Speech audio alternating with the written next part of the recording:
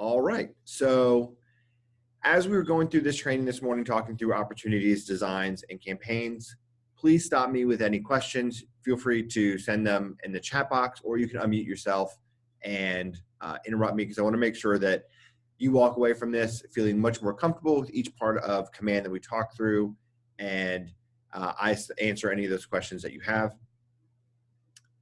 All right, so we are on the homepage. We talk through this in the TCO1, and we are going to jump right into our opportunities, which is over here on the left-hand side with the hand shaking. So click on opportunities. And opportunities at a high level is basically going to be your sales funnel. It's going to be how you track and monitor all of your business, from meeting a lead all the way to closing. And it's to help you manage your workload and the tasks that you need to do to build that relationship, as well as make sure that everything, all of your closing docs are good to go, everything's submitted to compliance, so that way there are no issues with you getting paid. So just a quick overview of the opportunities page. So you can see here at the top, it has my name, and it has a list of the listings here. And you can see here there are 6 different phases, and these are going to be all static, and we're going to talk through these in detail. So these are going to be all my listing opportunities. And then to the right here, you can see GCI, potential income, and probable income. And this is calculated based on Command's knowledge of my business, that based on where people are in my pipeline and in my sales funnel, the probability that I'm going to close that piece of business, and based on the projected sales price, what I will walk away with as income. Scrolling down to buyers, same thing, same phases with the same, GCI, potential, and probable income. The difference between potential income is that is going to be the full income I could make if I close each one of those opportunities. Probable income is based on the likelihood of closing each piece of business, what I will likely walk away with. Scrolling down, we have leases, same thing. So if you do a lot of lease, working with leases and renters, you could add those in here as well and track those pieces of business. Leases are a great way to build your pipeline. So if you're a new agent and you know a couple people that are looking to rent, this is a great way that you can start to build that pipeline, for in the next year, 2-3 years out. Scrolling down to the bottom, it is going to break down all of that activity. So you can see over here on the left-hand side, it's going to show a list of all the opportunities that I have by type, and then the probable and potential income breakdown. So this is really helpful that as you are monitoring your business and your goals that you set for yourself for 2020, to help track how are you meeting those goals to date. Are you on track? Do you need to adjust? Has the COVID pandemic really affected your business or not? So this is a great quick snapshot to double check to make sure that you're tracking on par. And then over here on the right, this is a calendar to show you the opportunities that you've had for the last 12 months. So you can kind of see any potential seasonality to your business. So if you see, oh, wow, I have a lot more business in the springtime versus summer or fall, and you can kind of track to see what are the actions and activities that you did, 30, 60, 90 days out from that. So you can start to replicate that throughout the year to try to build a more steady business. Or if you want seasonality, by all means, what you need to do to build the business that you want. And then down at the bottom, closing this month. So if you have opportunities that are set to close based on all the information that you input into your opportunity, this will let you know what you have scheduled to close. So again, this opportunities home screen is really just going to be a quick snapshot for you to come in. You can check, okay, how am I tracking to my goals? What do I have set up as my listing and buyers and leases? Then at the top, you can click on all opportunities. And this is going to take you to a list of all the opportunities that you've created. So this is just another way to find them. You can search by address, and you can, filter here. So if you have a ton of opportunities and you're like, oh, I just need to find my listings, and I know I have a contact in here. So let's search, and then you can apply that filter to help find that specific opportunity. Let me clear all these and apply. But you can see here, this is just a great way to find all of your opportunities. It has a quick overview of each one of them, the sales price, the volume, commission, expected close date, and any tags that you add to that.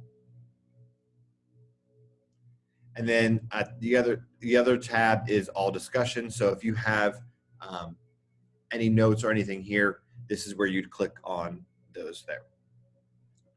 So going back to our main opportunities homepage, I want to dive deeper into each of the sales funnels, what they mean, and how we can personalize them for your business. So scrolling here, looking at the listings and the buyers, they're both the same. They have cultivate, appointment, active, under contract, and closed. And those are the phases. The phases are static forever. Those cannot be changed. And those are going to be the main phases of that relationship, of when you meet someone. So you start to cultivate that relationship, to an appointment, of you setting that appointment to meet with them to discuss listing their home, buyer, setting up the buyer brokerage agreement, all that information. To active, which is when you actually start, actually list their house, or start to go out and look for houses. To under contract, when you get that house under contract, to closed. So these are going to be these the 5 phases that will stay the same for every client that you work with. But you can see within them, there are these different stages that we can adjust. So to jump into them, to see what they are, just click on the different phase you want to jump in. So we'll just start with cultivate. Now within cultivate, we have within cultivate, we have 3 stages, and I'm going to get this mixed up. I always do. So the phases are static, but the stages, which are going to be meet, nurture, and hot lead, those can be personalized and changed. So here you can see we have meet. I have 0 opportunities in this stage, and I have the 6% here. And as I talked through earlier, you have that probable income, and this 6% says, let's command know that if I meet a new lead and I put them into this meet stage, there's a 6% likelihood that I'm going to close that piece of business. So it helps update what my probable income will be. And so as I move them to nurture, it increases to 7%. And then as I move them to hot lead, it turns to 10%. So you can see that as I move them through the stages of each phase, it will increase the probability that I'm going to close that, and thus my probable income projection will increase. As I mentioned, you can adjust your stages. And there's a button up here at the top, edit stages. So to do that, we'll just click on this button here, edit stages. And you can see we have our 3 stages within the cultivate phase: meet, nurture, hot lead. So if we want to add one, click on the add stage right here. And we can update this. For today, we'll meet for coffee. Here, in the probability, this is where you get to adjust that percentage of the likelihood that you're going to close this piece of business. So for today, I'm just going to say 8% likelihood. And then you can adjust the position. It's going to automatically put any new stage as the last position of that phase. but we can adjust that here. So we can make this, we want this to be stage 3 of 4, or you make it 2 of 4, but we can actually move that later on. So I'll just put that for 2 of 4. And then within each stage, so for Meet for Coffee, there are a handful of tasks that I know that I need to do. So we can add a checklist of items. So to do that here, just click Add Item. Let's see, send text inviting for coffee, hit save. Let's just do confirm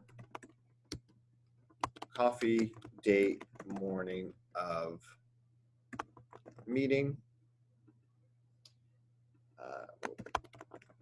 We'll actually do, let's do meet for coffee. And you can make this as specific or as simple as you want. The great thing about opportunities and all the different phases and stages is that you can make them what works well for your business. I'll actually send over in just a moment an outline of the most commonly used stages. So that way you can update, if you don't have this information for your business yet, you can update there. Meet for coffee. And then the last one, send thank you text afterwards, after coffee. So hit save. So now we're about to add this new stage, which is Meet for Coffee. We've updated the probability that if I meet someone for coffee, there's an 8% likelihood I'm going to close this piece of business. I want this to be position 2 of 4 of all the stages in the cultivate phase. And then here are the checklist of items that I need to remember to do when I've moved someone to the Meet for Coffee stage. So I'll click Save. And you can see that Meet for Coffee stage has been automatically added. It is in the second position of the 4 and it has 4 checklist items. Now let's say I'm like, oh, you know what? I want to move this. I really think it's a better fit for position 3. So just grab this box over here in the far left, click it and drag it down. And it will automatically move it for you. And then let's say, you know what, I want to edit this. I can come over here. I can click edit. And then I can meet for coffee. Let's just meet for, I want to start meeting people for lunch, and I can hit save. So I was able to update the name here, but we want to update our checklist item. So to do that, click on here, our checklist items. And then here will be all of our all the items that we added. And then click on the 3 dots here to click edit. So I need to go through, and since I now want to meet for lunch, hit save. And you can just go through and make any edits to those checklist items.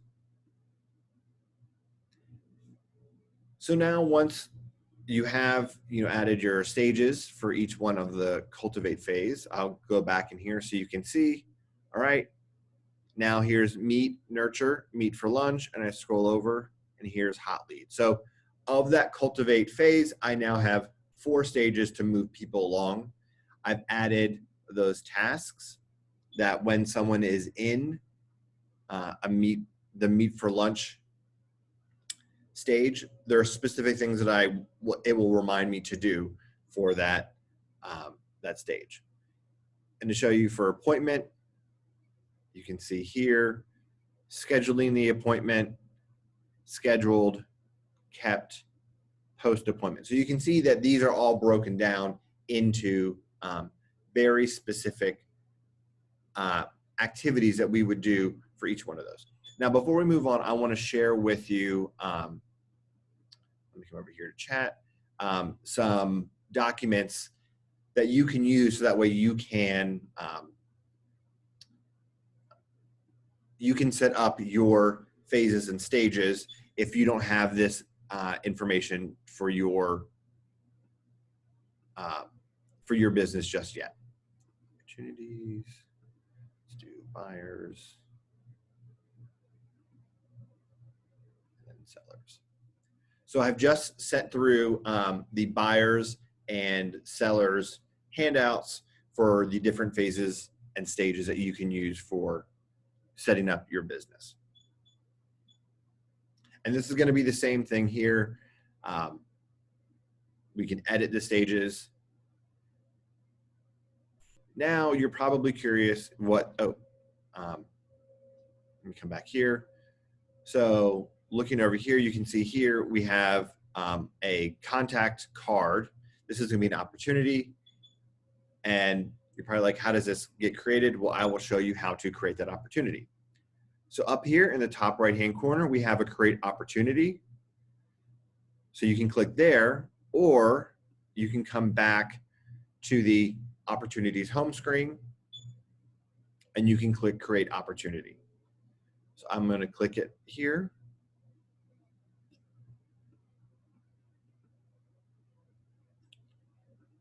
And what we will do is fill in all this information, and then I will walk you through moving that opportunity card throughout the process, as well as making some specific tasks for this opportunity.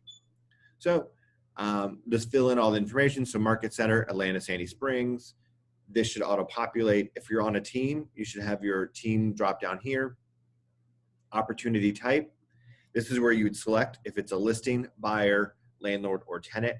So pick whichever opportunity, because that will put that in the correct sales funnel for you to manage, because the listing, buyers, and leases are going to have different actions and tasks for you to do. So for today, I will create a listing. Owner, you as the agent will be the owner. Client, let's come over here. I added Tony Stark as a fake client in here, and then co-seller, we will do Pepper Potts. Opportunity name. So this is really important that you update the opportunity name appropriately. So what I would recommend, so for a listing, you know the property address. So you will want to give the opportunity name the property address. Let's do Main Street Southeast. Then I recommend doing the last name. So here we'll do Stark Potts and then listing. And it's important that it is set up this way. One, so you can keep track of it. So it's easy for you to say, okay, perfect. I know 1, 2, 3, 4 Main Street Southeast, this opportunity. Second, it's going to be beneficial for the MCA office and Alita and Lynn in compliance, that as they're reviewing your documents, they're able to double check and make sure that everything in this opportunity, all of your documents, the earnest money check, any checks that need to be cut, all match and are part of this opportunity. As well as when you create your DocuSign room, this will help manage the naming conventions of your room, so everything is linked and very easy for you to keep track of. If you are working with a buyer, and you don't have the property address just yet, I recommend just naming it last name of buyer and then buyer dash buyer. So that way, once it goes under contract, you can then update the opportunity name to have that address in there. The next field is going to be custom tags. And these are similar to the tags that we've created in our contacts, but different. It's going to be the same idea, the same premise. It's going to be, these tags are going to be to help us organize our information, but it won't be the actual same tags that we have used in our contacts. So the benefit of using a tag here is that as you are reviewing your information, so let's say it's October, November, you want to start looking at your pieces of business for the past year, you can use these tags to sort your business. So you can set up by city, part of town, lead source, how you know them, price point, all the different ways that you might want to dissect your business. You can create custom tags. So then as you know, let's say it's October and you're like, all right, I want to set my business goal. And I know that based on what I did in 2020, 15% of my business came from open houses, and that was my strongest price point. So let's go for, for 2021, I want to create 30% of my business from open houses. And, you saw 70% of your business this past year came from Sphere. And that really, you spent most of your time in Cumming, Georgia. So then you're able to make some strategic business decisions based on what you've done this past year. And you could do all that manually, but the custom tags is going to help you help make that a lot easier. So to add a tag the same way that we would in contacts, just start typing. So you can see here that I've added a few of them. So I have Atlanta, West End, Stone Mountain, DeKalb, investment property, friends. So you can see, former coworkers, so how I know them, Sphere, price point here, 300 to 400. And so to add them, just start typing in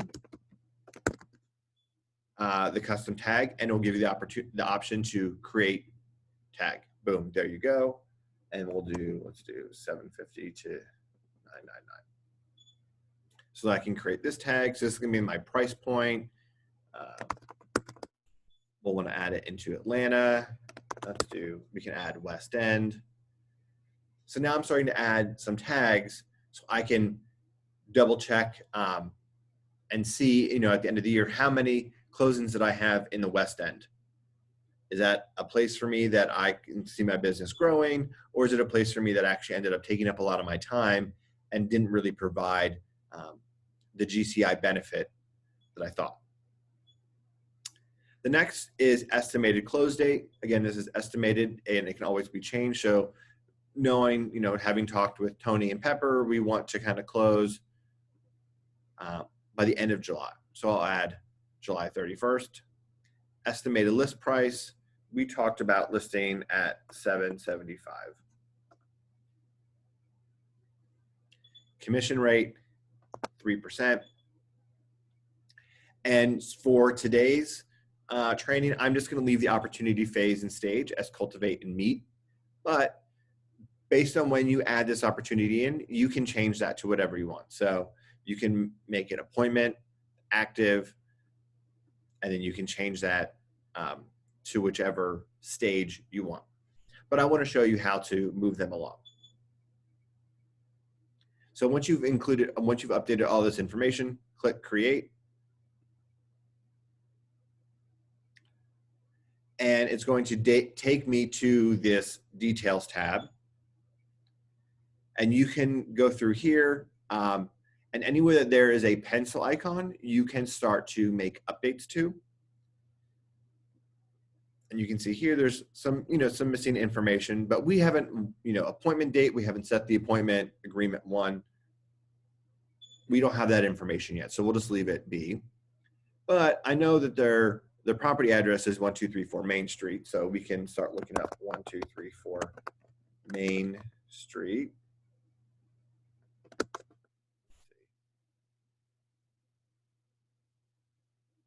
I'm just going to select this one here in Smyrna just for today's example. So I can add that in there, and it's just more information that I want to add.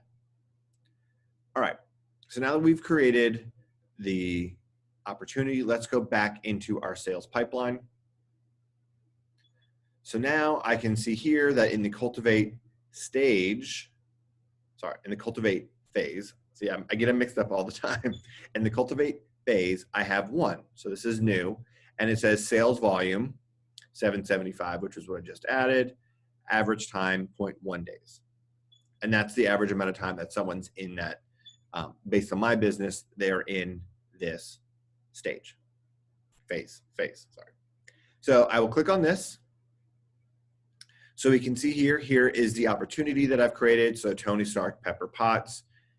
Here's the naming convention of that opportunity I created. And here's the address, expected close date, and potential commission.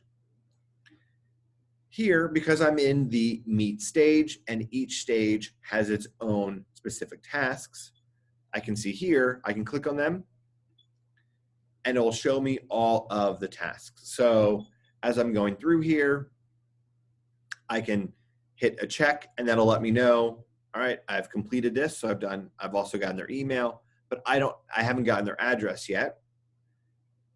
So I can set a due date. Now I want to clarify that you can only set a due date in an opportunities specific phase and stage. So as we walk through adding the stages earlier and updating the tasks, we didn't have the opportunity to create due dates. You can only do that in an opportunity itself. So once you've added that opportunity and your potential clients, that is when you can start to add those due dates, because otherwise the system would be bogged down with a bunch of extraneous dates that we don't need. So get the address of a lead.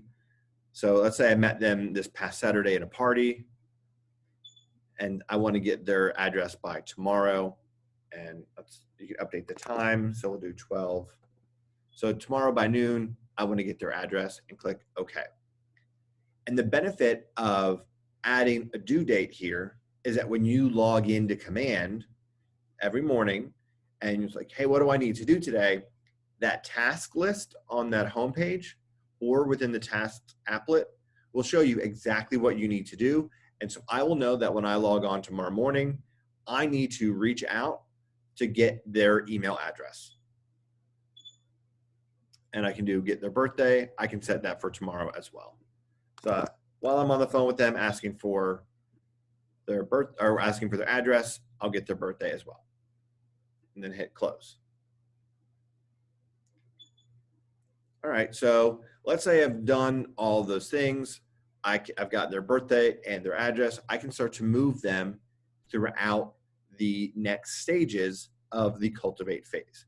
And to do that, it's pretty easy. So you just move your mouse over the opportunity card, click it, hold it down, and drag it over to the next stage.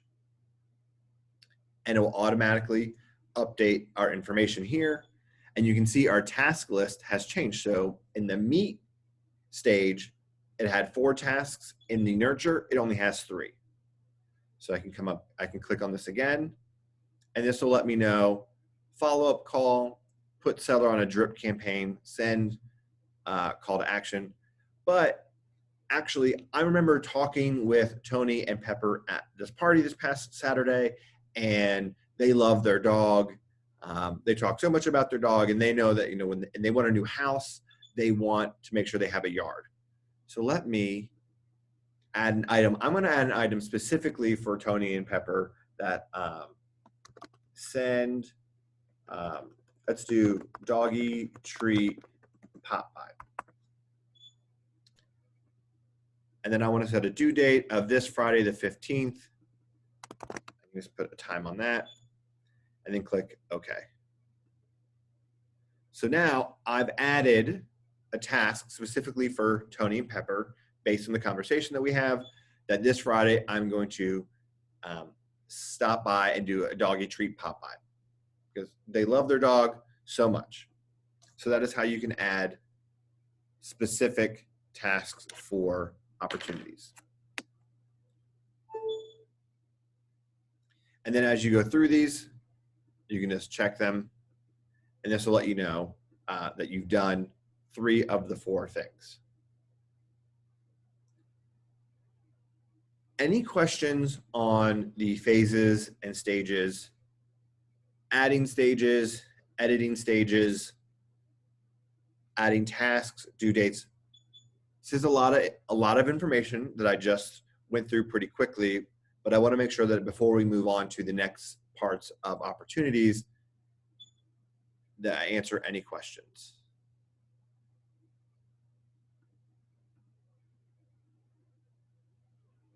All right.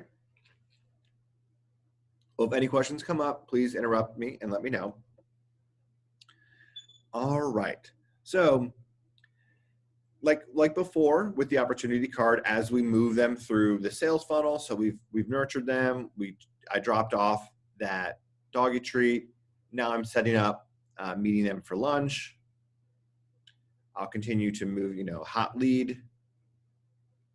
And these stages, these are all personalized. Some of them for me have been adjusted. I think hot lead is something that I added from a training. So your stages will be personalized, you can use the worksheet I sent through, or based on your own business experience, what works best for you. So now they're a hot lead. Let's see, our tasks here: contact seller to set listing appointment.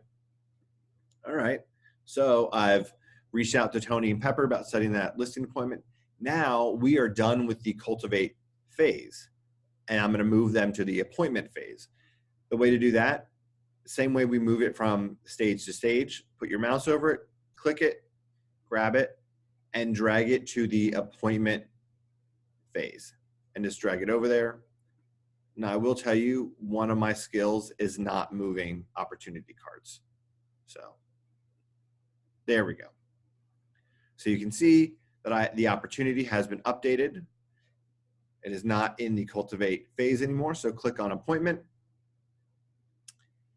And here we go. You can see I now have my 1234 Main Street opportunity is in the scheduling stage. Now, when you move an opportunity from one phase to the next, it's going to put it in the first stage of that phase. So scheduling is the first stage of the appointment phase. So that's where it's going to go. And similarly to the cultivate, up here in the top right-hand corner, edit stages. You can edit any of these. You can rename them. You can edit the checklists items here. You can reorder them if you want to. You can add new items. And you can adjust your probability. You can adjust the actual appointment. So that's how you do that there. So you can do it the same in every single phase. I'm going to click back to listings appointment. So I'm just going to grab my opportunity I created and move it to scheduled. And you can see now I have my new task list here. Set reminder for seller, and then obtain signature on contract. So you can add an item here, set due dates, check things off. So that is the main opportunities and our sales funnel. I recommend that you spend some time in the sales funnel, going through your the listings and buyer sales funnels. And if you do some rental activity, updating that one as well, but personalizing this. Now, I do want to point out, I don't want you to spend so much time and you're making this super detailed and you're adding tons of tasks that it then becomes overwhelming and that you're unable to run your business because you're so bogged down in tasks that you've created. This is to be an asset and to help you manage your workflow. So that way, you know, based on your relationship with these potential customers or clients, what you need to do to facilitate that relationship and move it on to the next phase and work them down or work them through that sales pipeline and ultimately get them to closing. All right. One last thing before we jump into the opportunity details itself. Right now, we're looking at the board view, but if you have a preference, you can change to list view. So you can see here that all of the stages are listed out. And that is really a personal preference of how you want to see your opportunities. I prefer the board view because I like the visualization of being able to move them from right to left throughout the process. So let's jump into the opportunity and all the information that we have available to us. So here is the opportunity details card that once we created the opportunity earlier, it put us here. So it's all of this information. So here we have opportunity name, the address, the property address that I had added, the phase and stage, so appointment and scheduled, time frame. But hey, now we've gone through some additional phases and stages, so I have more information from Tony and Pepper. So let's update our general information here. So I can update our opportunity phase, and I'm going to set that as active. Actually, I'm going to, let's set that as active, staging, negotiations. Now, I want to point out here that as you start to work in opportunities, you start to get your documents signed, it is very important that you have your phase set as active and stage as negotiations when you submit something to the to compliance for review. If it is not an active phase and under negotiations, at least the MCA office and compliance will not be able to see your documents. So you have to make sure that your phases and stages are set up correctly to allow Lynn and Alita and the MCA office to see your documents for review. So Sonia has a question. Sonia, what is your question? Good morning, everyone. Yeah, so let's say that, I'm jumping in and learning command. So I already have a listing agreement signed. So do we have to go back and do all the phases, or can we just jump into that phase where we're at? You can jump into that phase where you're at. So let's say you already have your listing agreement. You haven't created the opportunity yet, but in order to submit that listing agreement to Lynn and Alita for review, you have to create an opportunity. And when you do that, on that initial opportunity card, it gives you the options to select what your phase is and what your stage is. And it's there that you could select that you are active, and then you can select your, the stage of showing, or whatever. That way, when you submit it, you're in the right phase and stage of the process, and it will also give Lynn and Alita the ability to see the document to review. So you don't have to drag the opportunity throughout all of the different phases and stages. So as we mentioned, I have more information now about Tony and Pepper, estimated close date. I had my appointments date. Let's say I had my appointment, let's say I had it yesterday on the 11th, agreement one on the 11th. And let's say we went under contract, we'll just say today. Because I am a millionaire real estate agent, and I got this house under contract in a single day. Close date, but we still want to close July 31st. So we're going to do a very long closing process. Estimated list price, leave that there, commission rate. So as you get more information throughout building that relationship with your clients, fill in as much as possible of the details within this tab. Down here, the seller's worksheet, again, if you have any of this information, start to add this in as well. So buyer's agent, so we're going to give 3% to the buyer's agent. I'll make 3% as a selling agent.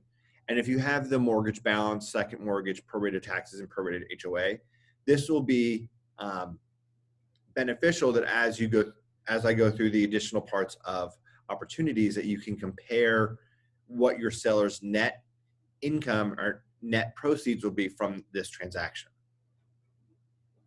So fill in as much as you know, and then click save. And then at the bottom, there's a description. This is really if you want to add any notes, any specific bits of information about the home, things that you talked about, you can keep that there in that description box. And Porch here is included. This is a part of the KW marketplace, and that so if your seller needs to get any repairs taken care of, this is a great way that you can get those estimates for very, very simply if you do not have a handyman. All right, so within the opportunity details, there are a handful of tabs up here at the top. So let's walk through them because they are all very important throughout the process. So this first one here is the details, and this is what we've walked through twice now. So the next one is going to be our seller profile. The seller profile here, you can see app association and guide. This is going to show you if your client has downloaded your app based on them having logged in with the email address that is associated with that contact in command. So if they've downloaded it, it'll show that they are connected. And there's a guide here that's a part of our app. So there's a seller's guide and a buyer's guide. Each one of those is a way that you can help manage the process with your clients. And to get to that, I'll show you.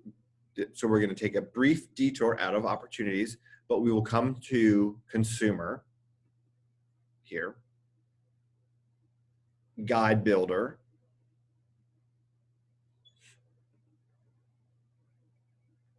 and you can see here's our seller's guide and our buyer's guide. And so for today, we're working with a listing. So let's do seller's guide, and we can click edit here. And you can see here are all the bits of the guide. So I've created this stage here of update disclosures, add an image, and each one of these things within this guide are going to be different opportunities for them to check off. So that way you can let them know throughout the process, hey, you've updated your disclosures. Now the next thing to be prepared for is showing your home.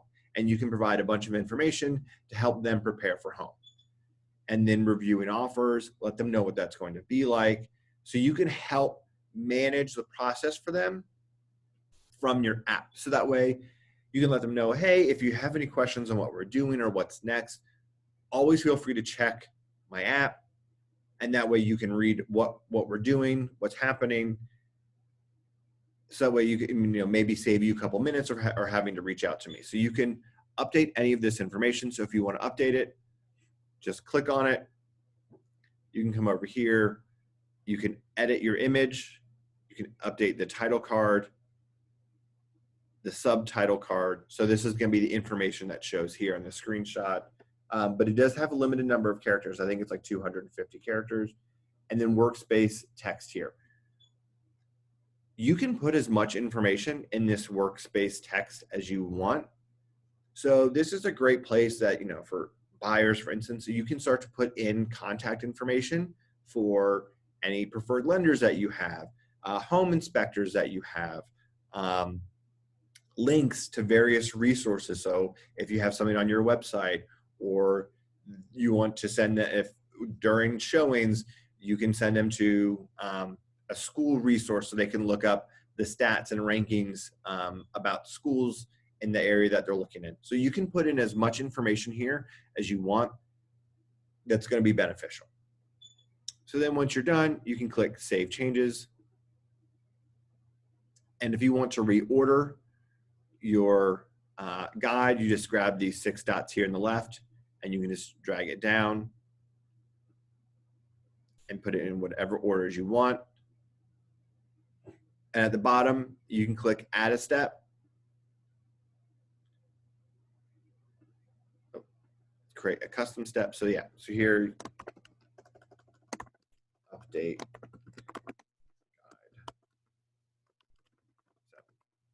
guide. And then you can add your image here, and you just make any updates to that as you want. So that is going to be the guide, and there is the buyer's guide and seller's guide. And then over here, introduction. So this is going to be just an introduction when they step into or they click on the guide for the first time. You can update this. This is auto-populated, but you can make it your own. I imagine most of you have information and wording for your business that you want to be included in the guide. So This is just a real quick down and dirty on the buyer's and seller's guide. Once you're done here, you can click Save Changes. It usually takes, I'd say, less than 24 hours for the guides to update on the app. There have been some issues with the apps updating correctly. So just know that if you go through and spend some time updating this, that it may take some time. Labs is fully aware. We're working on getting that corrected as soon as possible. So now we're going to jump back into opportunities. So to do that, click on the handshaking over here on the left-hand side.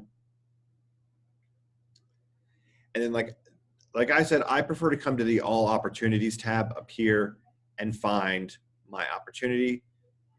Here it is listed at the top. This is the opportunity that I just created. So that was within the seller's profile. You can see app association. So Tony and Pepper have not downloaded my app. And then guide here, if they had downloaded it, it would show the steps of each part of the guide, and I can check them off.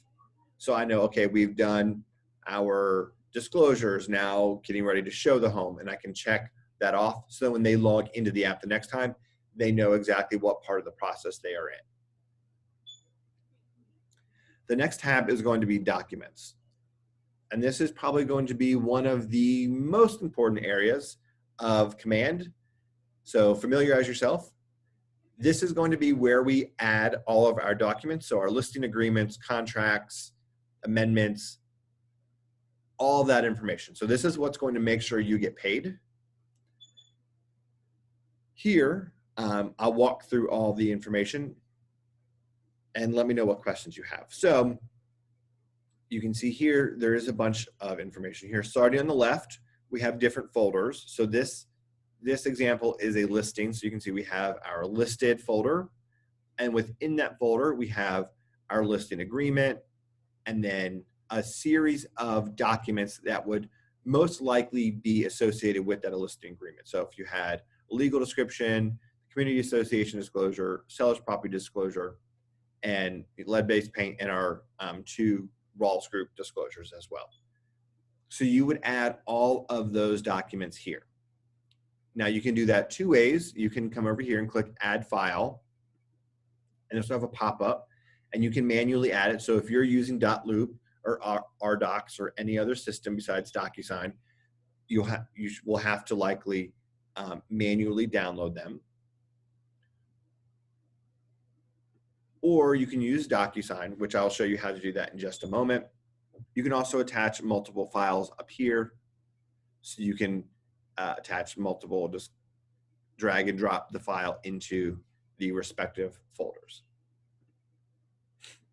Now with listings, once you have your listing agreement signed, you'll want to add that here and then submit to MC. And this is the button that you will want to click to submit all of your documents to Alita and Lynn for review. Then over here on the left, we have our under contract folder.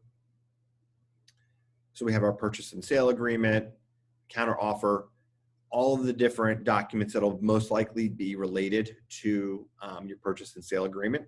Now just note that all these documents here and in any of the folders within Command, just because the document is listed here does not mean that you are required to add that document for submission to review. It means that these are going to be the most likely used documents that you will have. So just a great way to help you organize them. Now let's say you need to add an amendment or you need to add a document that isn't listed here. To do that, click Add Item up here in this bar. And then you can add in a name here. So we'll do amendment to address concerns. Document type. There's a list of types of documents. Select the one that is most like the document you're submitting. It doesn't matter. So if you select the wrong one, it's fine. It's not going to affect anything. And you can just, any additional notes here, and then you can drag that folder here as well. Or sorry, drag that file there, and then click Save. Then we have the close folder. So this is going to be where you put your signed ULTA statement, your FMLS 118 form if you want to do a pay at close, and an agent owner letter if you need to. There is the opportunity to have custom folders.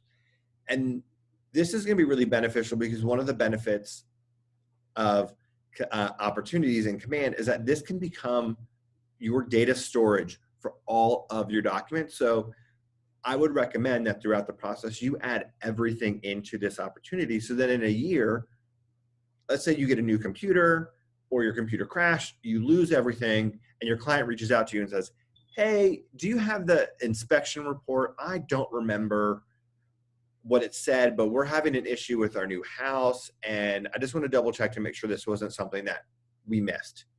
Well, if your computer crashed, you lost all that, but you can add custom folders here and put all of that information here. So I would recommend adding a new custom folder. So click add here, and then you can give it whatever name you want. So inspection report, and create folder. And then you can come down here and add documents. And it would be the same way that we did it before. You just select the document. Another custom folder you may want to add is the appraisal report.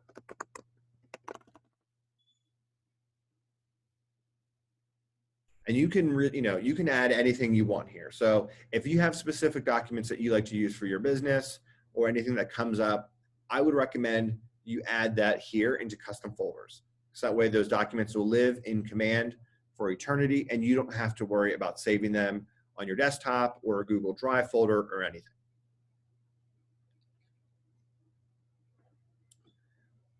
The next thing I want to talk about is DocuSign. And I do want to preface that we're not going to do a whole deep dive into DocuSign.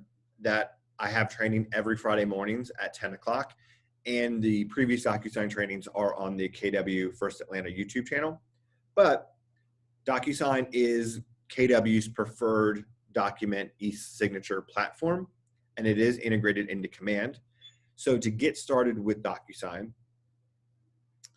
once you've connected your Command to DocuSign and you've created this opportunity, you need to start getting your listing agreement signed. To do that, you will click on Start a Transaction. And this button is going to be one of the most important buttons you will press as a part of that transaction, because by clicking Start a Transaction from within Command, you are going to create a room that is linked to this opportunity. And it's important that those two, that Command and DocuSign, are linked properly, because it will take out 2 or 3 steps of the process of adding documents to Command, and it simplifies everything. So to get started, click Start a Transaction. And what will happen is a new tab will open up, or a new window that'll take you to DocuSign. It'll have you sign in. One thing to keep in mind here, if you have your pop-up blocker on, it may prevent DocuSign from opening in a new tab. So just pay attention if you are having trouble having DocuSign open. So you log in. And you can see here, it has created a room for me in DocuSign. It has the same naming convention as the opportunity that I have created. And it's pulled in expected closing, 7/31. So, and then I come over to the details tab. You can see that's pulled in the seller information. So Tony Stark, cell phone number, the email address. This is all the information that I had added to that contact card in Command. So when you have all that information in Command, it will pull into DocuSign. Now, it doesn't pull over everything. So like the location, the address here, it didn't pull that in. So I will need to edit that and add that information. But the more information that you can add into Command, the more information that will be pulled over into DocuSign. And then, pulls in my information as the listing agent. So now that we have linked up DocuSign, come back to Command, and let's say I want to add a file. I can just click add a file. I want to add my listing agreement, so I'll click add a file. And you see DocuSign is an option. So I can click DocuSign. And what will happen is right here, there'll be a folder I can drop, it'll be a drop down, and it will show me all of the documents that I have in my DocuSign room. So I don't ever have to download that document from DocuSign and then upload it into Command. Because DocuSign and Command are linked, I can add it directly into Command from DocuSign. And the same thing for adding multiple files. Select add multiple files, select DocuSign, and then I'll be able to select from the drop down of every single file within Command. And so I would just select the appropriate document for each one of these options here, and then click attach. Now, one thing I want to point out about DocuSign, Lynn and Alita do not look at your DocuSign room, so you don't have to organize it. You don't have to have it set up like we used to have our .loops set up. Everything that Lynn and Alita need to review will be here in Command. So that's why it's important that you have all of your documents attached here. And then anytime throughout the process that if you have an amendment or a big change to your contract, resubmit to review, resubmit to MC. And then when Lynn and Alita review, they will add notes. So if a document is rejected, it'll have a little square here with 3 dots that'll be red, and you can click it and it'll give you a note as to why that document was rejected, so you can make the updates and resubmit. Any questions on this portion of Documents tab?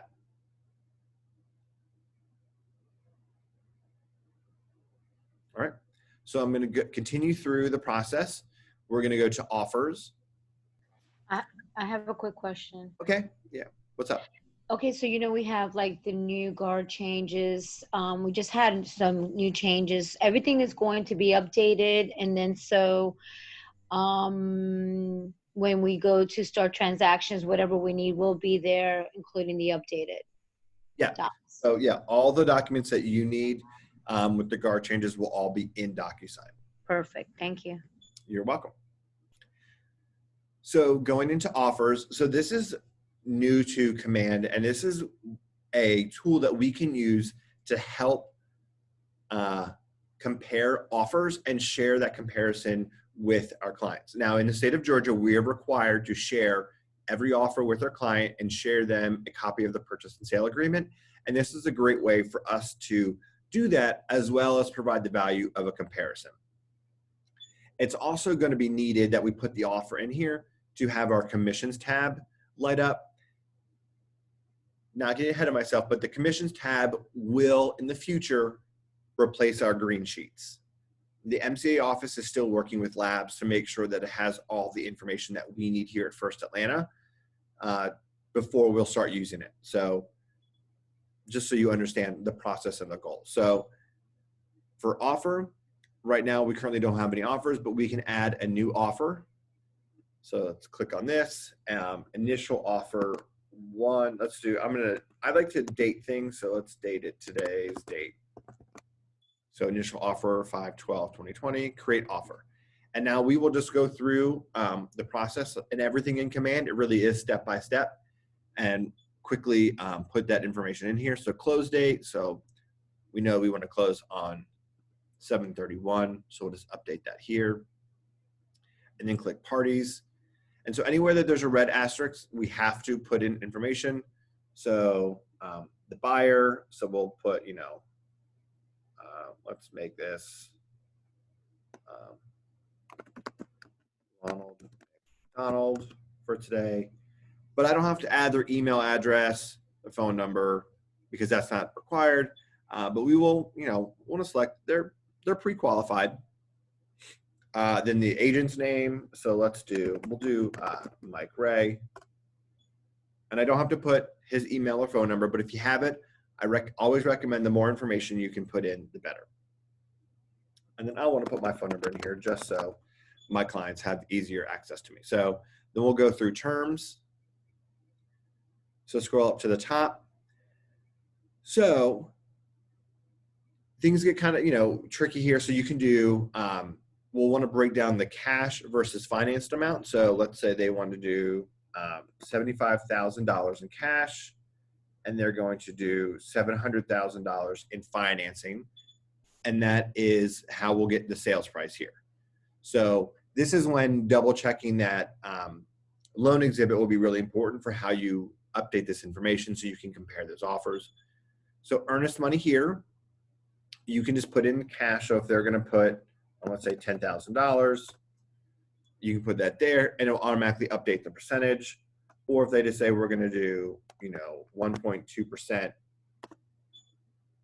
in earnest money, and it will update the actual amount here. Option fee, we don't really use option fees in Georgia, so don't worry about that. Termination option, so the buyer will give notice of termination within, this is going to be our due diligence, so put in whatever they have on their contract as a part of due diligence. And then seller will contribute to a residential service contract. So this would be if we have a home warranty, and then seller will contribute to settlement costs. So this will be if they want any seller's contribution to closing costs. Fill in that information and then click on agent analysis. So pros, you can say here, full price offer, no contingencies. Cons, low earnest money. You can put a quick summary in here.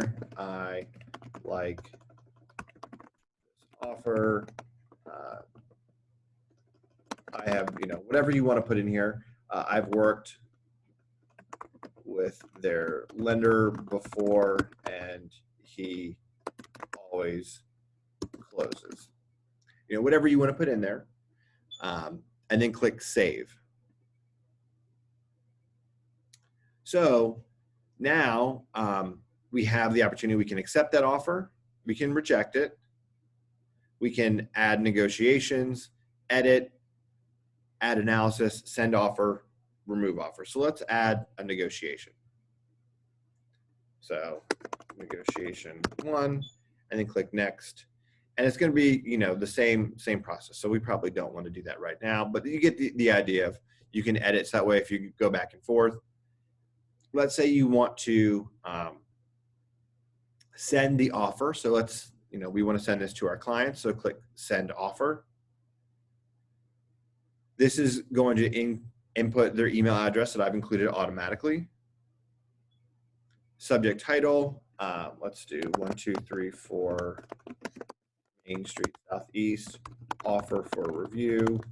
And you can put a quick message here. And please let me know what questions you have. And then it gives us the opportunity to add attachment. So this is where I'd recommend you click on here to add attachment.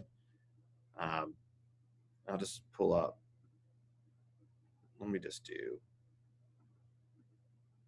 let's see, contract. So I'm just going to, where's my purchase and sale agreement? Yeah.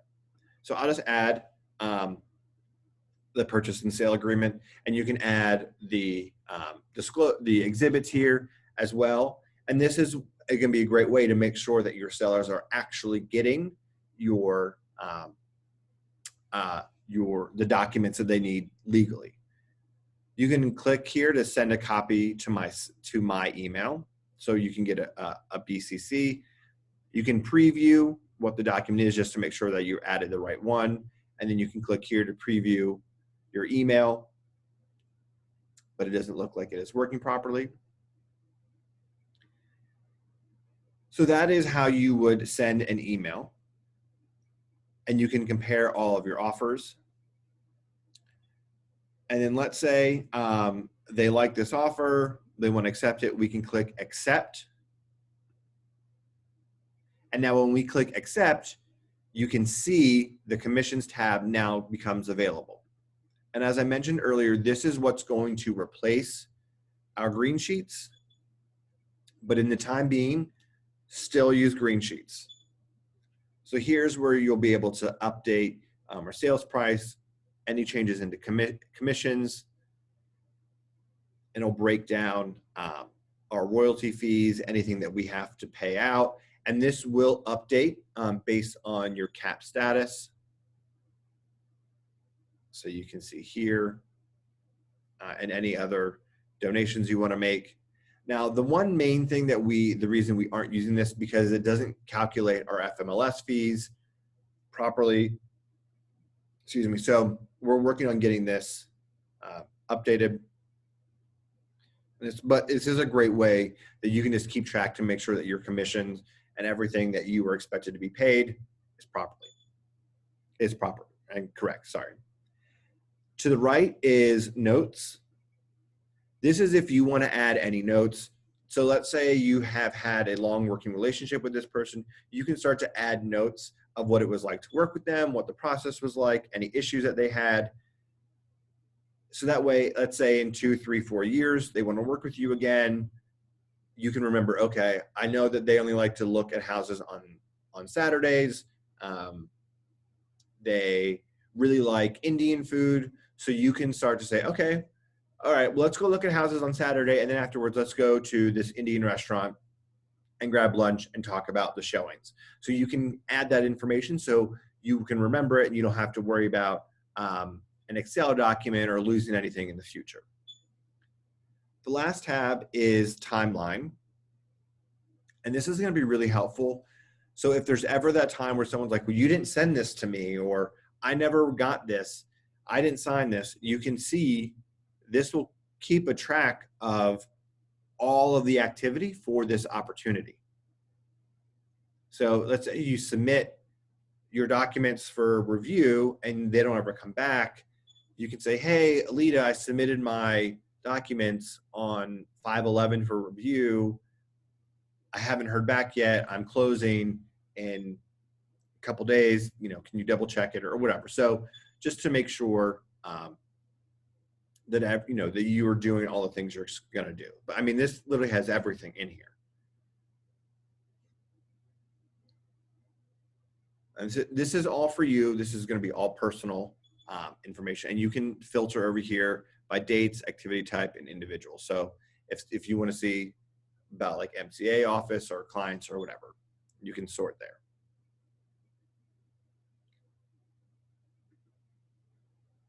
Any questions about opportunities before we jump into designs?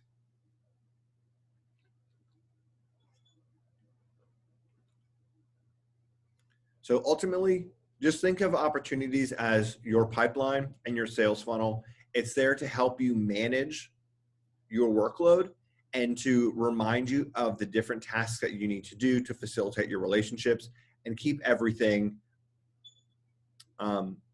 under control. I mean, simply so, just so it's much more manageable for you. Now I want to talk through designs. So we'll do designs and then we'll talk about campaigns. So how you can use command for your marketing activities. All right. So to get into designs, come over here to the left-hand side menu, click on designs. And this is going to be your designs home screen. All of these here are going to be templates of designs that you've created in the past. And at the top, there are, 6 different selections. And if you click on any one of them, it will sort out to just those templates. So I just clicked on email. So these are all the email templates that I've made in the past.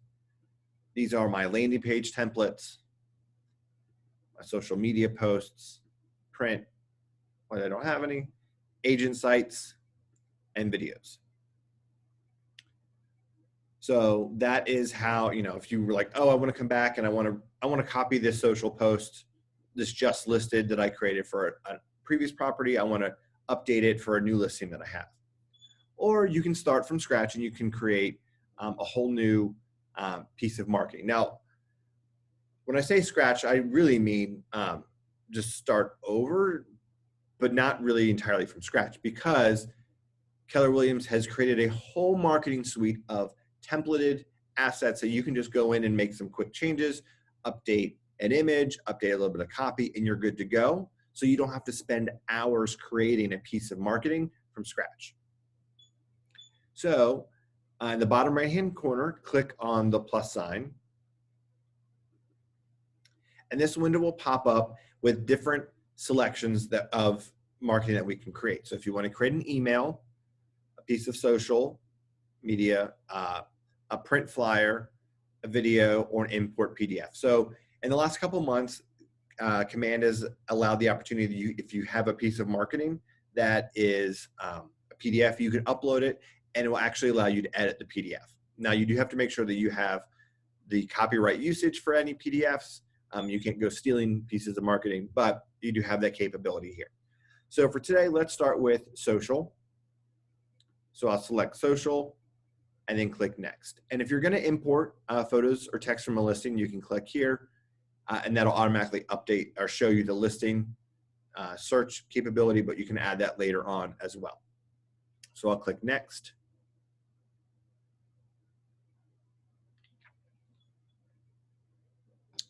All right, well, let's do that again because it didn't work. So I'll click social and then next. All right, it is going now. The design applet was giving me some trouble earlier. So let's see if let's try reloading. Perfect, okay. So now it has dropped us into the design applet for all of the social media. There's a lot of information here, so I want to break it down for you. First, we have templates. So these are all the templated piece of marketing that Keller Williams has created for you. And they've broken it down by listing, buyers, lead generation, business basics, leadership, new designs, and pivot ahead. And you can click on any one of these. So let's do listings. So we have for sale, just listed. And these are already created templates that you just have to update a thing or two. And then within each one of these categories, you can see at the top here, it says Facebook, Instagram, Instagram stories, LinkedIn, and Twitter. And they've already gone through and adjusted those templates based on the social media platform you want to run this piece of media in. Because each platform has its own specifications, what works best. So let's say I want to run a piece of media on Instagram. I'll click on that. And here are a bunch of optimized options for Instagram. Same thing for Instagram stories. So knowing that Instagram stories are going to be vertical, just come here and update this and you're good to go. Same thing with LinkedIn or Twitter. So you can, select, if you want to show off your app, you can get, a price update. I mean, anything, buyer, neighborhood snap.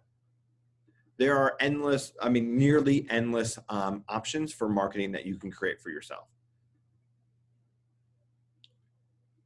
So this is all the templates. Up here at the top is my designs. So if you click here, this will show you all the designs that you've created in the past. And if you want to start something from blank. So if you're really good at designing and you want to start something from scratch, you can click here. You can import the PDF here. And then you can click, go back to templates here. And you can also start a folder. So if you want to organize it, so if you have a listing and you want to put all of your pieces of marketing in that one folder, just click create new folder here and give that a name. And then here are all the pieces of marketing I've created in the past. I'm going to click back into templates.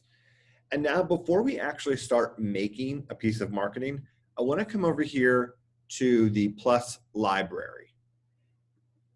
So click on that. And this is where you can start to add personal details about yourself, your logo, headshots, any pieces of information that you are going to use regularly on any piece of marketing. So here you can see I filled out, here's my name, here's my Nicholas Core Real Estate Group, my contact information, and our address. I can come over here to text. So tagline, here's a quick bio. If I had a vision, you can start adding this in. And what command will do is when you start to, when you work on a piece of marketing, you can just select this text and it'll automatically load, so you don't have to type it in every single time. So it'll save you a lot of time. Come over to images. So I've added my headshot. So you've added that here. If you have any specific backgrounds that you want for your images, anything, you can add that here. So you can add that to any of the templates that have already been created for you. Over here at logos, so I've added my personal Nicholas Core Real Estate Group logo, but then I've also added the Keller Williams First Atlanta logo. I added the PNG version of the file, so that one, it doesn't have a background, so it'll show as a transparent background. But I'd recommend you, this is where you add your logo, so that way when you need to put the DBA logo, it's already here. You can get all of the logos from rawlsgrouphelpdesk.com. Scott Hardy has already uploaded all of the Rawls Group Market Center logos there, and it has all the different file formats. It has black and white, full color, everything you need there. So if you need them, that's the best place to go. Any other creative elements you can add here. And then this is something that I think is really, really unique for Keller Williams, and they really, really thought this through, is we have the ability to add a brand kit. So if, let's say, you've already paid a marketing team to kind of go through and, you know, work on your logo, and they want to give you like a brand overview of, this is going to be the fonts that you use, these are going to be your color schemes, these are going to be some other icons that you use, you can add all that information directly into Command.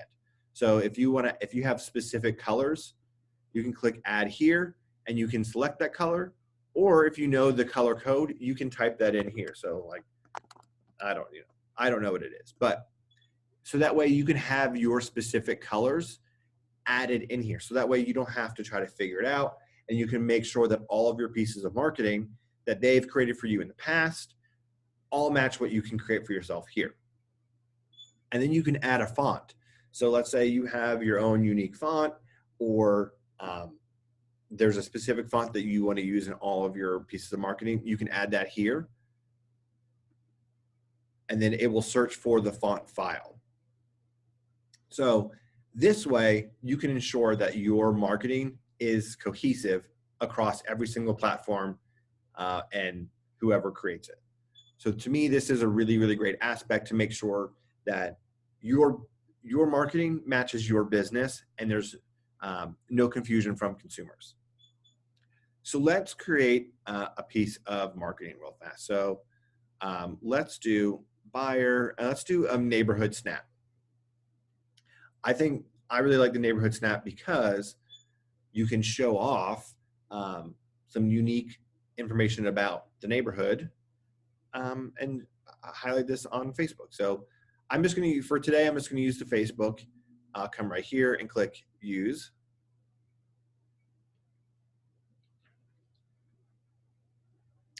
All right. So it's already pre-populated with all this information. And it has this Barton Hills, which I don't know where that is. It's probably just a made up area. But it has this great overview of the neighborhood. So I want to update this for my neighborhood. So I'll click over here on KWLS. And then you see here, snapshot. So I will search Forest Hills, Smyrna.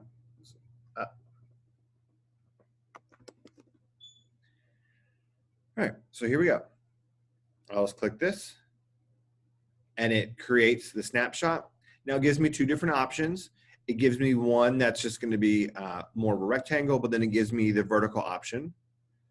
So I want to use this one. So you can click add image and it will add that to our document. So I'll want to delete this Barton Hills one. And I can just simply, drag this over here and drag it to fit. Perfect. So now you can see I've updated my information for Forest Hills. I can come over here to the text here, and I will just update this to Forest Hills. Simple as that. Now it has the DBA name logo, so I'll just delete this. Oh, excuse me. So I did not mean to delete that. So I'll come up here and do the undo. And I'll make sure that I select the logo, and I'll just hit delete. But I want to add our First Atlanta logo. So I'll come over here, I'll click logos, just select, click on the First Atlanta, and then I can drag this down here and resize it. Just grab the corner of it and resize it. I'm gonna make that a little bit smaller. And then I also want to add my Nicholas Core Real Estate Group. It probably isn't going to show up too nicely on this document, but I can add that there.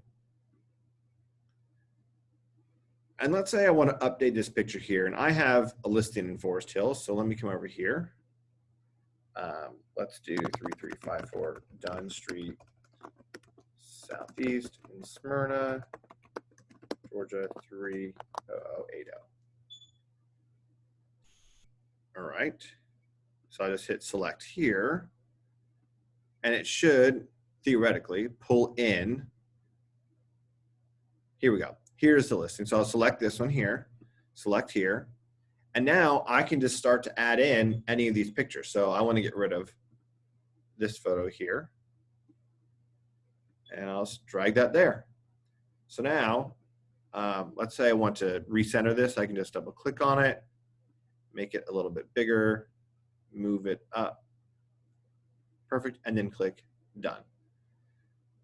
Now I can move my logo, and this will look a little bit nicer on the grass. So I didn't even have to upload any images of my listing. It automatically brought that in. So now here I have my listing in Forest Hills. I've added the market snapshot of Forest Hills. So people that are seeing this will know, oh, okay, here's kind of what's going on here, and here's a listing. And if I want to add any text,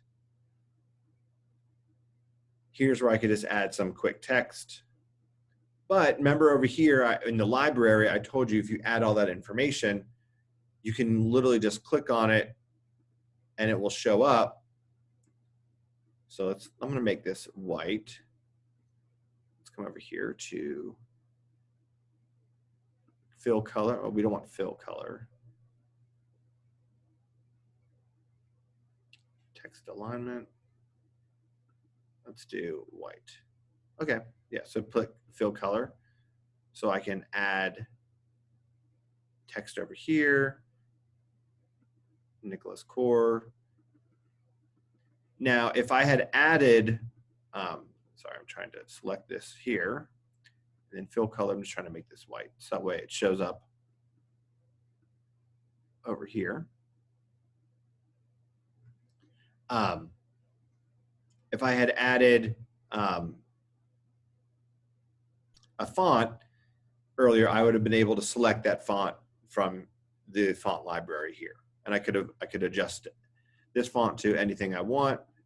So just double check it, and then you can come over here and change that font to whatever, and then you can resize it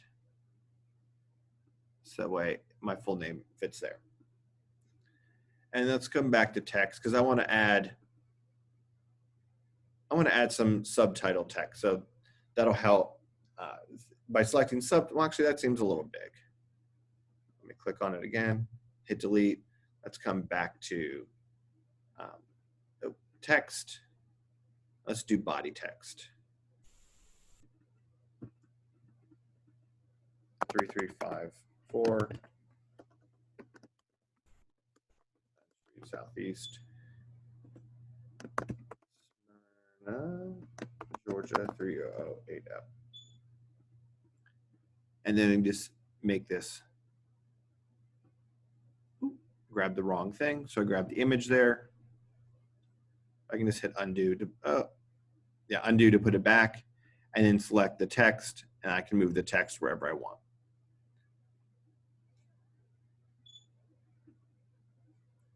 So that is how easy it is to make a piece of marketing. So I've made this Facebook. So I'll come up here to rename my template, and I'll name this 3354 Dunn Street Southeast Market Snap. And then I will click done and then save. So here I have my design template. I can click on it again. It'll take me back into the design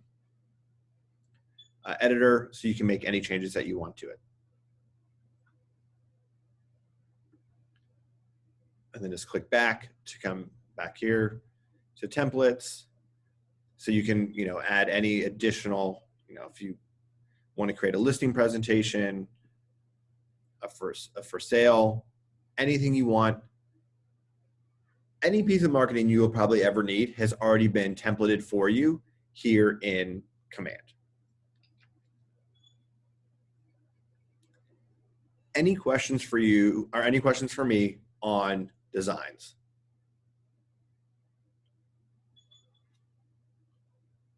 All right, so what I want to show you next is campaigns, which is, let's say you have a listing, you've just created a piece of marketing here in designs, and now you want to advertise that listing. You can use that piece of marketing, but we want to get that listing out to as many people as possible.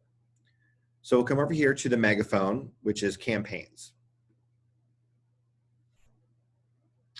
And this is going to be your campaigns dashboard. It's just recently been updated. So you can see here, it'll show performance. So this will just show, right now I have it set to spend for the last 30 days. If you're doing a lead generating campaign, you can click on leads and it'll show you how many leads you've generated in the last month, the number of campaigns and the platform I've run them on, and engagement. And you can break it down by platform. So lead to goal. So if you have set in a lead goal for the year that I know I want to hit 38,000 leads, it'll show you how I am on track for that. Over here in the right-hand corner, it'll show you your accounts that you have connected. So in order for you to run an ad, you have to have connected your ad manager accounts for Facebook, as well as Twitter.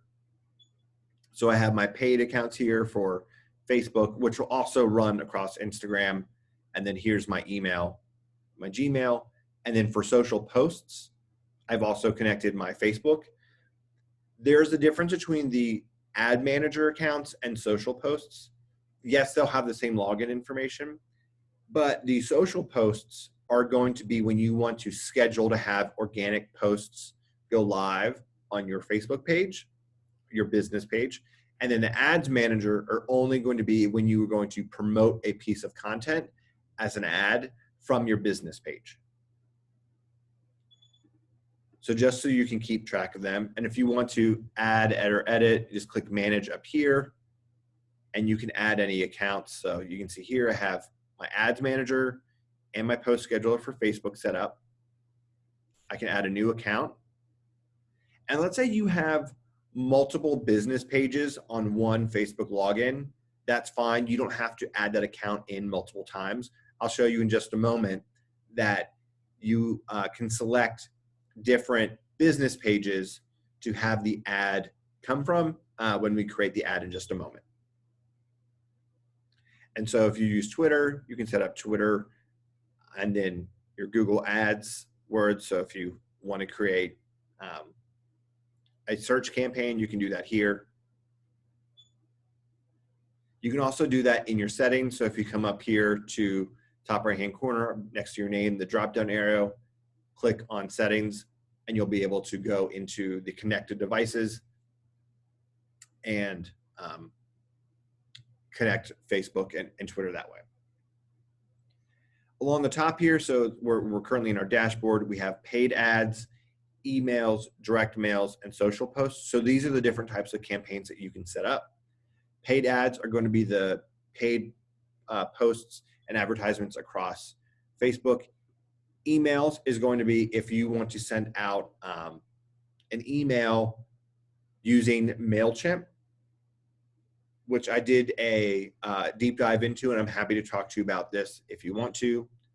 Direct mail is if you are going to send out a direct mail piece to your sphere or your farming area. Social posts, this is going to be if you are going to schedule to have an organic post go live on a specific date. So you can schedule it to run and it will just show up on your newsfeed.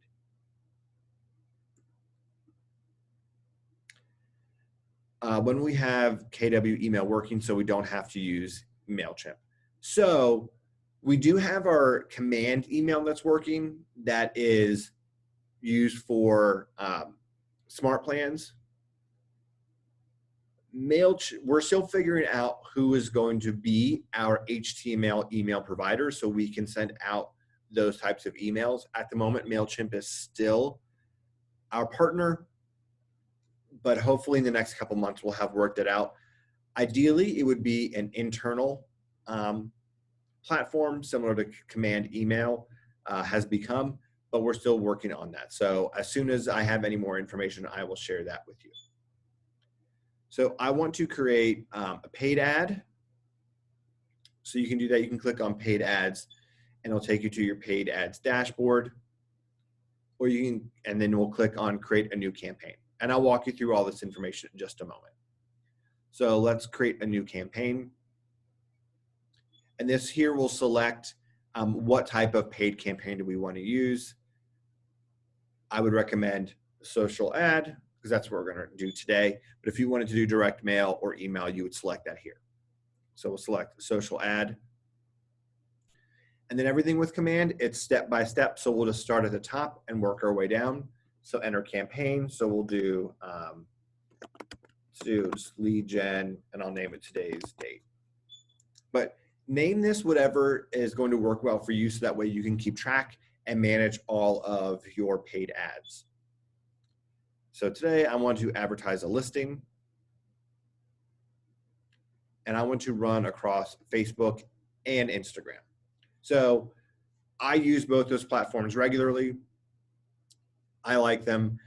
Facebook owns both Facebook and Instagram, so they're able to optimize the delivery across both platforms, so whichever one is working best for your ad. So I always recommend using both.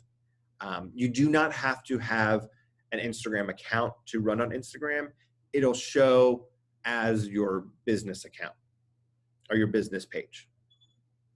So once you've selected that, click Set Up Campaign. And since I selected to run a listing, the listing window is going to pop up. You can search for your listing here. One thing I recommend that you do, if you're going to search for a listing, double check over here because usually it will default to show only my listings, and you'll want to show all listings. So since I did that, my listing went away. So let me just search for it real fast.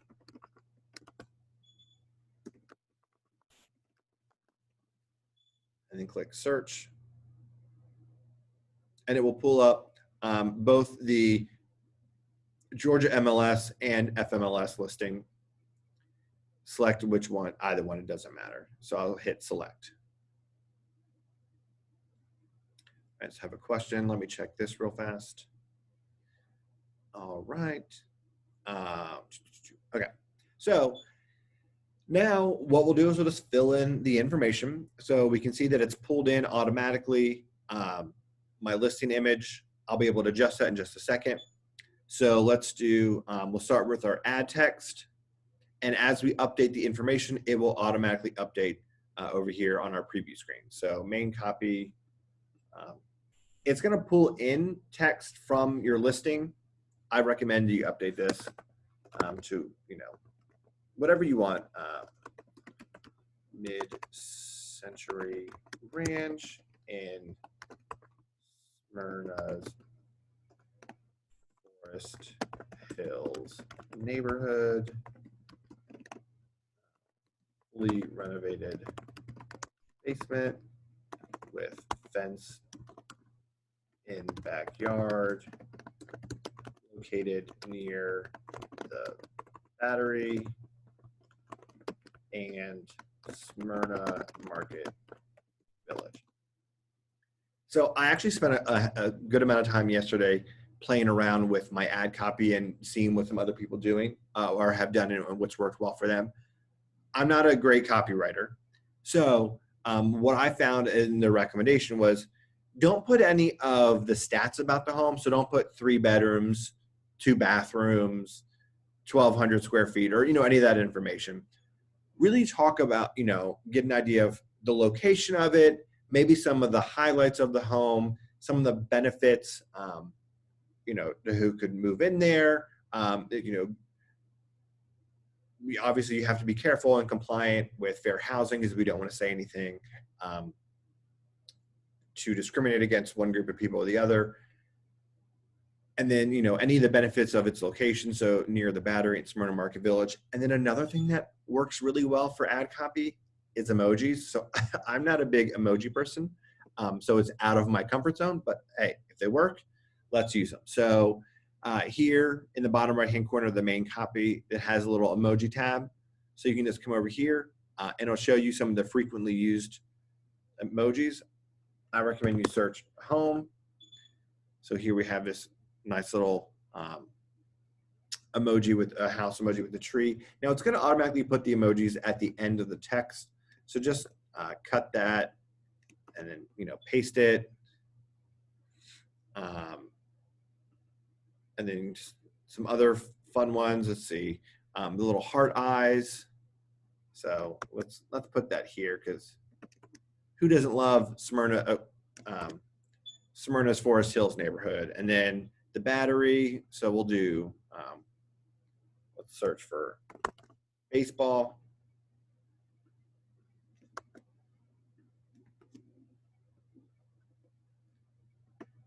Let's see, let's search for, they have restaurants, no restaurants, for food. So, nothing really here that's like indicative of, let's see if we shopping. There's nothing there that I would want to include as shopping. So you can kind of see just adding a couple emojis can, help lighten it up. It shows a little bit of personality and they work really well.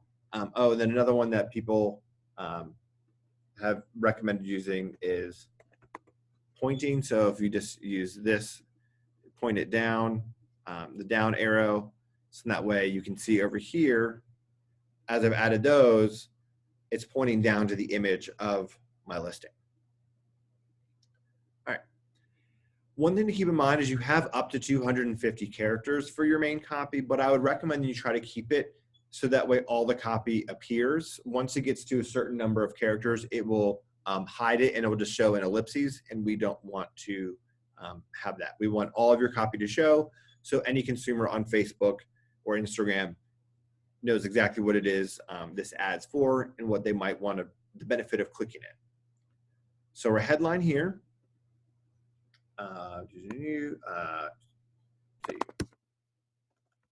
ranch home for sale. Actually, let's update this. Forest Hills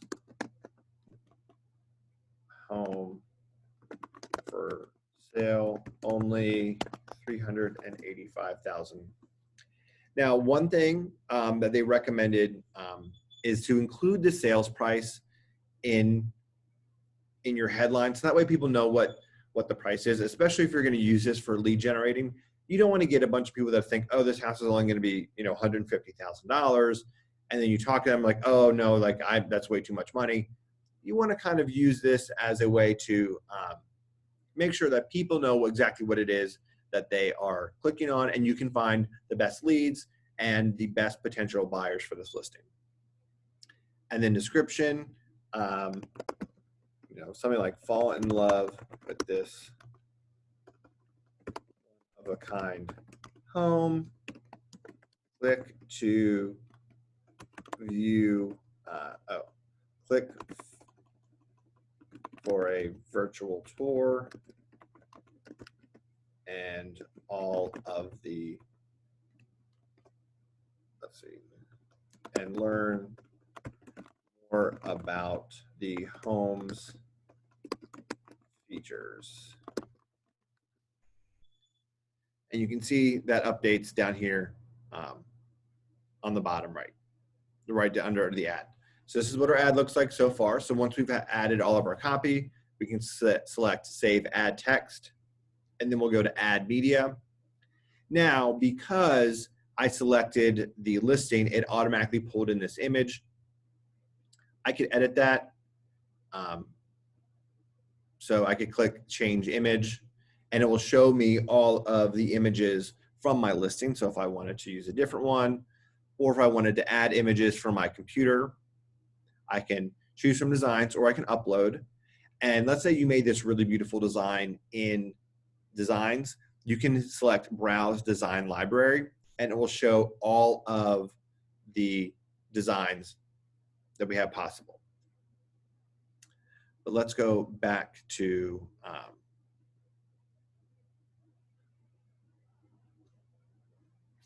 let's go back. Well, I'll just select this for now. Oh, no. So that's, sorry, so it's going to select that image for now, but I actually don't want to use this. So one thing I want to point out is if you use a design that you've created in Facebook, your text can only be 20% or less of the image. So there is a Facebook ads text overlay checker, and it is a tool to determine how much of your ad is text. So if you have text on there, double check it, and it'll have you upload that image there to double check it. This, if you have too much text, it will cause a delay in that ad being approved. So I'm going to come back and choose from listing. So I'm going to select preview and crop image,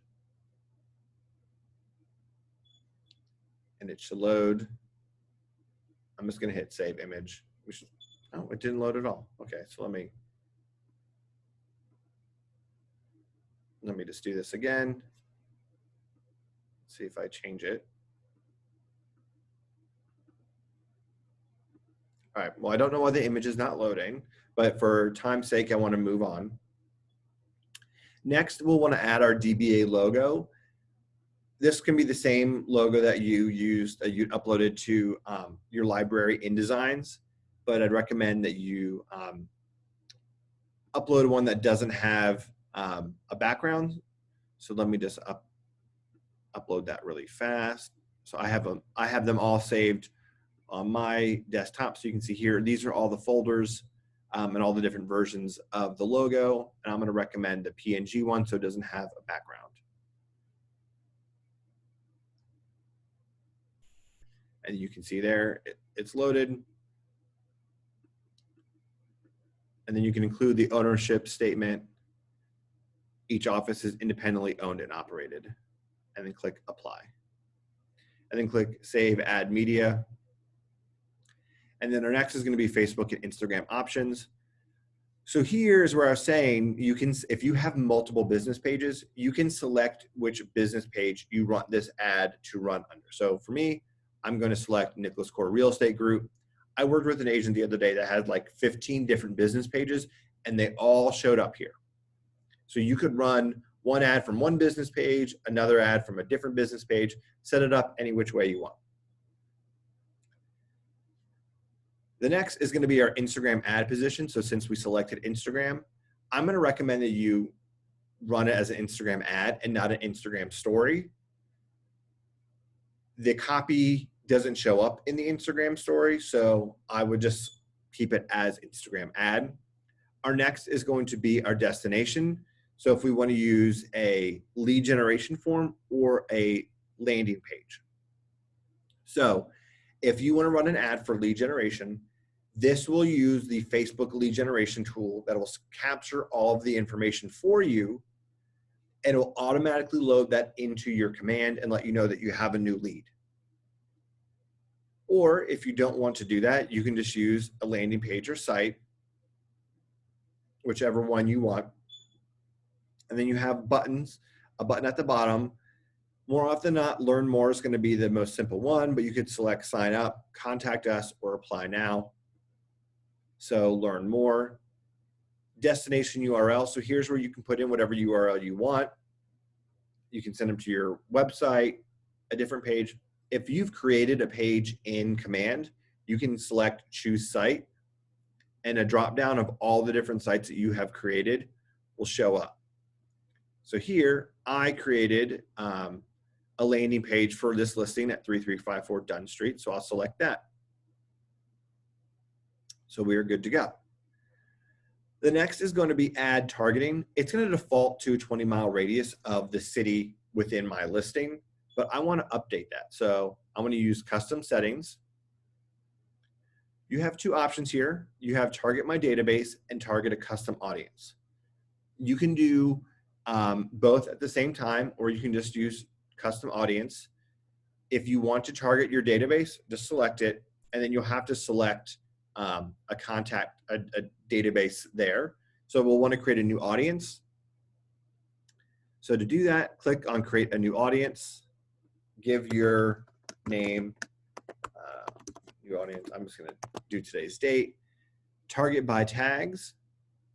So target by neighborhood isn't working, so don't do that. So do target by tags. And this is, you can, search, just scroll through and search all the different tags that you have in your contacts. So let's see, I'm just going to scroll through and find Smyrna. Perfect. So I could just hit create, and that'll add all of the people that I have in Command that have a Smyrna tag and have an email address or a Facebook URL that can sync with Facebook to confirm the person that I have as a contact matches a Facebook user. So just note, let's say you have 1,000 people with this tag, and then you sync it. It may only give you 800 people in that audience, because not every single person has an email address that's connected to their Facebook account. And then you would just select Smyrna. You'll more than likely get this message that says it's too small. That's fine, because most people aren't going to have a custom audience that has tens of thousands of people in it. So I'm going to uncheck target my database. And then our next is select a location. So you can search. Now Smyrna, Georgia is going to pop up for me, but you can search Atlanta, Georgia.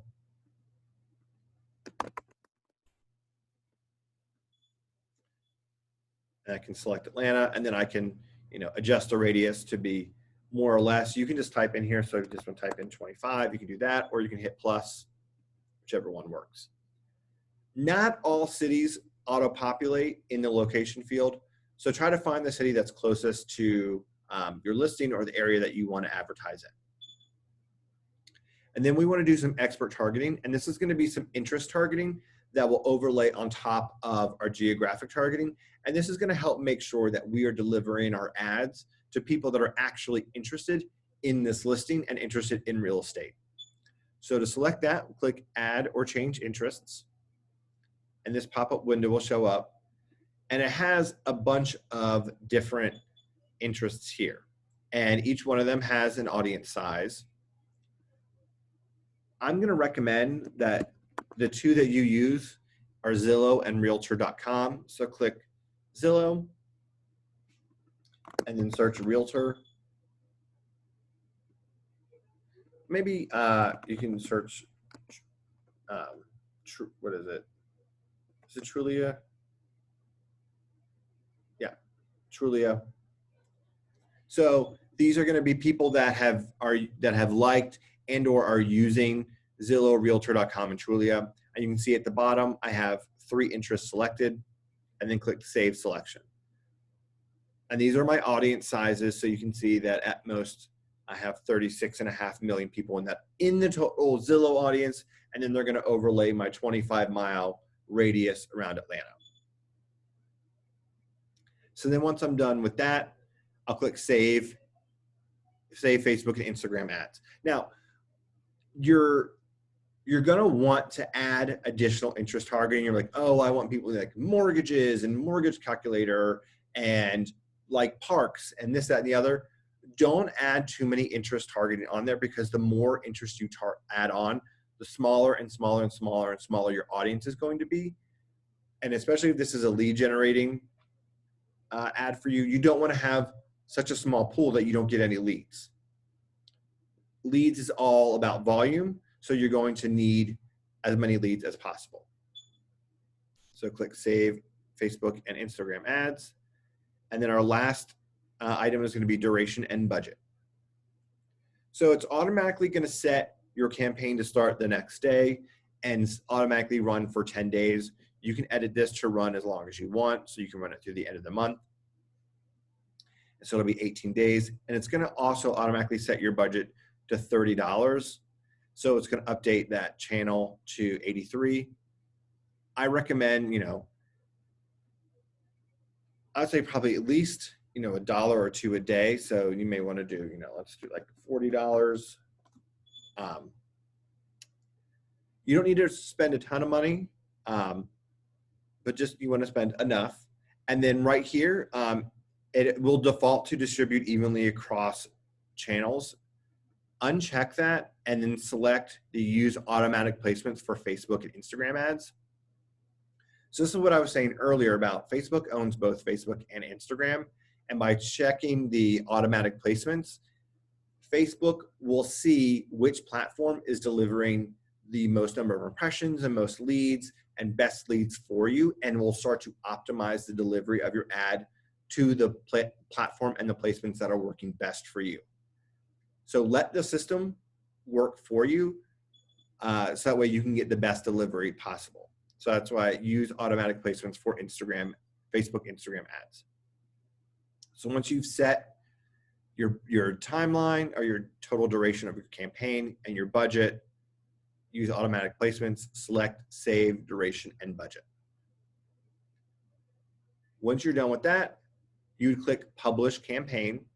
If you haven't added a payment source on here, it'll automatically send you to add a payment. So just add your debit card or credit card. Oh, one thing I want to add here, as Mike and I have mentioned a couple times, Keller Williams is still running the $25 credit. So if you run a campaign for $75, if you've never run a campaign before and your first one you do $75 or more, you'll automatically get a credit of 25. So if you put 75 here, you'll only be billed for 50. And then on top of that, if you're able to show that you closed a piece of business from a lead that you generated from a Facebook ad, First Atlanta will pay the $50 difference at that closing. So you theoretically could run an ad, get a bunch of leads from it, and not have to pay for it at all. So just keep that in mind as you are playing around with your Facebook campaigns. So yeah, so you'll hit publish campaign, put in your payment information. One thing I also want to point out is that the way Command works is that it'll charge you for the full amount. So for this campaign, $40, it'll charge me $40 and then put that $40 in a bucket, and we'll pay that throughout the duration of the campaign. But let's say I only spend $35. I will have $5 left in my bucket of money. So when I run my next campaign, let's say I want to spend $25, I'll only be charged for $20 because I already had a $5 credit. So just keep that in mind, that you are billed upfront for the full price of the campaign. So then once you hit publish campaign, it will go to Facebook for ad review, and that's where they'll double check to make sure that there's not too much text on your ad, and that you comply by all the fair housing standards, and your copy isn't misleading, and your click-through URL goes to the place that it is intended to go. And then you are good to go. So I'm just going to click Save as Draft.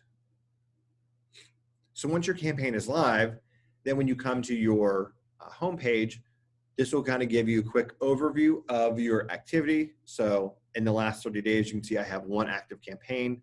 I've delivered 70 impressions. I've captured 0 leads because I'm not actually running a lead generating campaign, and I've spent $3. So you can see this is the ad that I have active right now.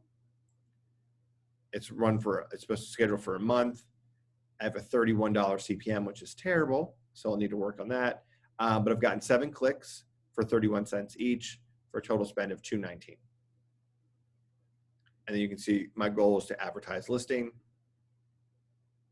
And you can download CSV, duplicate campaign, edit, stop campaign, refresh leads. So if you are getting leads from your campaign, this will update here for you, and it'll show the number of leads. And you can click this button here, and a new window will open that'll take you to your contacts and show your new leads. And then you can just do a quick filter, and then quick filter by leads, and then click apply, and all of your new leads will show up here. You'll also get a notification up here at the bell that says you have a new lead, and you'll also get a Kelly notification through your Kelly app as well. So that is campaign. So we've talked through a lot of information today. We talked through opportunity, our sales funnel, submitting all of our documents for compliance, going through designs, how to create a design, a piece of marketing material, as well as creating a paid social campaign. Any questions that you have before we end this morning? Anything that I can show you again, need more information on?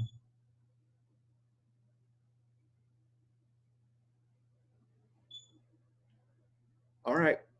Well, as you are working in command and you have any questions, please do not hesitate to reach out to me. You can call me, text me, email me. Happy to help in any way that I can. On Thursday, we are going to be doing a deep dive into Twilio, which is the texting platform with command. And then Friday morning, I will be teaching the DocuSign training again, because we are 4 weeks out from transitioning away from .loop entirely. So have a great rest of your day, and I will speak with you all soon. Thank you.